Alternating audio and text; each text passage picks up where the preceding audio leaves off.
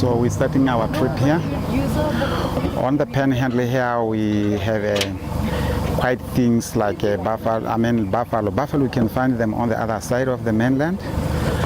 But here mostly it's an elephant where we can find here, and lots of hippos and crocodiles, so something like that.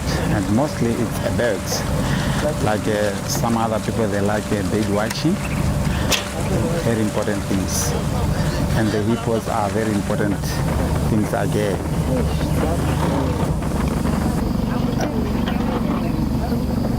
Our elephant here, they just came from the other side of the north to heading here, grazing this stuff we called papyrus and the reeds. So after that, they go back to the mainland where they can join the other groups. Mostly the bulls, they can remain in here themselves, 4 to 5 or 6, something like that. The bulls, they can stay here alone and grazing the whole night or the whole day in these places. So it's the one we enjoy when we have a client or a people. We enjoy about to see such kind of animals like that.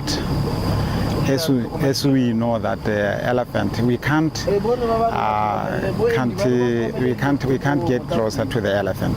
Yes, we got the elephant. They have got two things: mock charging and full charge.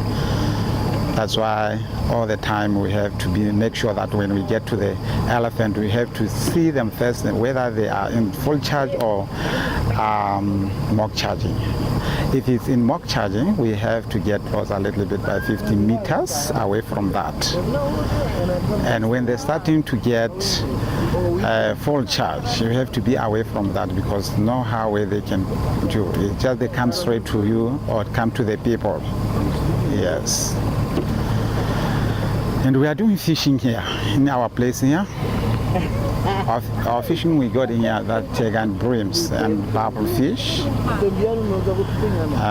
Like this time of the year, September, October, November, we got such kind we call barbel run. Barbel run, we're talking about the black fish, the one we said barbel. That one we can find all over here, and we can find them hitting both sides, this side and that side. And mostly, and we fishing on those barbel run like that. It's where we can catch some tigers. If they're going alone without tigers, we can see them splitting all over the river and jumping all over the one, because they're going alone without tigers. If they have a tiger, you can hear them beating their tails on the side or on the reeds, so that you can know that they are struggling to go outside of that places. But the things which are very dangerous for themselves is the crocodile and crocodiles. So they're disturbing all the times. When they when they struggle to go upstream and they're meeting somewhere else, the crocodile, they can chasing them away, and then they're turning around and joining other places. So it's how those guys survive. Okay. This is the papyrus, and now the water is lower. You can see, the bank is higher a little bit. Inside there, mostly we have a village here we call Samuchima. They come and joining us here, but it's not joining us. They come and grazing, cutting some grass inside to do some bundles and some grass for thatching, and to do some walls. To do that. This papyrus is mostly like Egypt, like at Egypt. They're using for doing some papers and other things. But on our country, we're using for doing some traditional mat, very beautiful mat. Cut it and put them somewhere else on the sun and get them dry and very thin, so that they can wear this. After that, and then they do decorating how they want to do.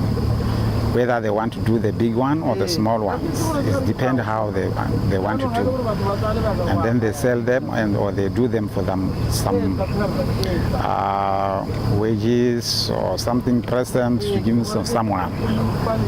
This is the useful for this one. Otherwise, it's just for the hippos and the crocodile. I mean, the hippos and the elephant eat it.